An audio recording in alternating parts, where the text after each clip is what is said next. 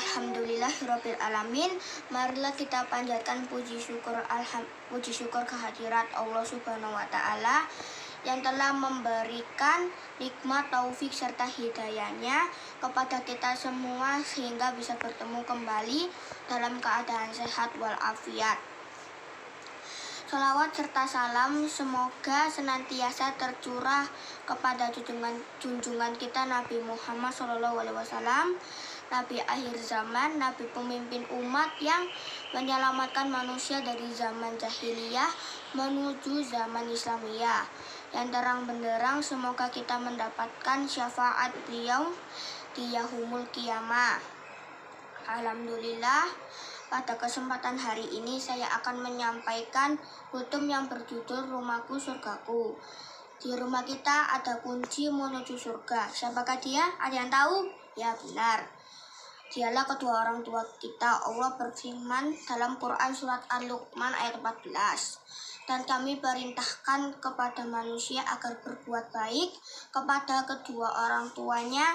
Ibunya telah mengandungnya dalam keadaan lemah yang bertambah-tambah dan menyapihnya dalam usia 2 tahun. Bersyukurlah kepadaku dan kepada kedua orang tuamu, hanya kepada aku kembalimu.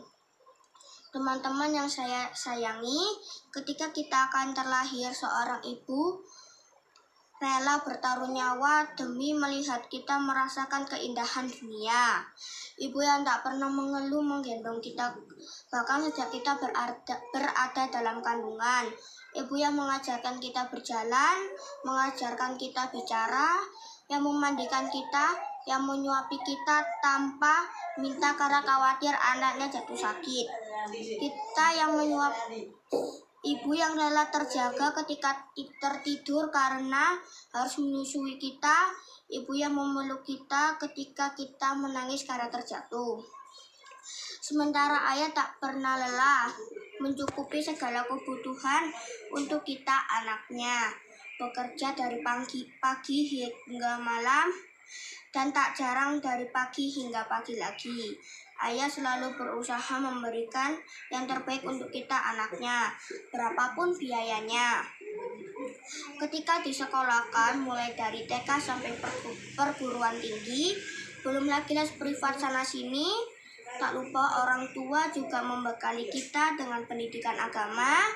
Selain disekolahkan, tak jarang seorang anak juga diajarkan mengaji, dipesantrenkan agar kita tidak hanya menguasai ilmu dunia, tapi juga menguasai ilmu akhirat agar kelak kita dapat memberikan syafaat untuk keduanya di hari yang sudah dijanjikan dalam Al-Quran.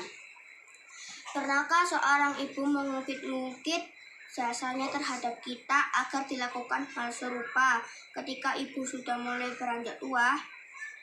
Pernahkah seorang ayah merinci total seluruh biaya yang telah dikeluarkannya dari semenjak kita terlahir ke dunia sampai detik ini untuk kita ganti? Jangankan mengganti, untuk menghitungnya saja mungkin kita tidak akan pernah bisa karena biaya yang dikeluarkan sudah tidak terhingga. Karena itulah orang tua adalah pintu surga, pintu yang paling tengah di antara pintu-pintu yang lain.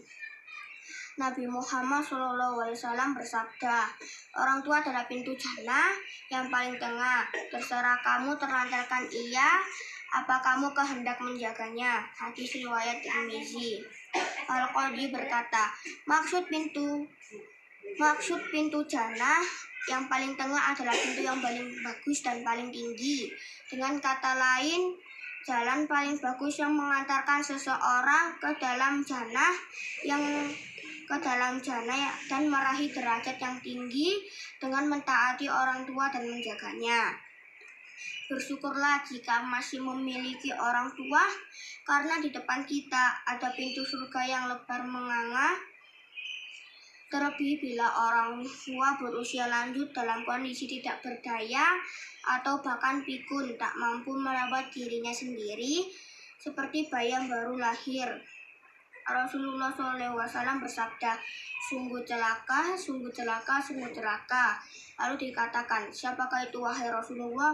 Beliau bersabda, yakni orang yang mendapatkan salah satu orang tuanya berusia lanjut, namun ia tidak masuk jannah. Hadis riwayat Muslim. Teman-temanku yang saya cintai, marilah kita senantiasa berbakti kepada orang tua agar bisa meraih surga Allah Subhanahu wa taala.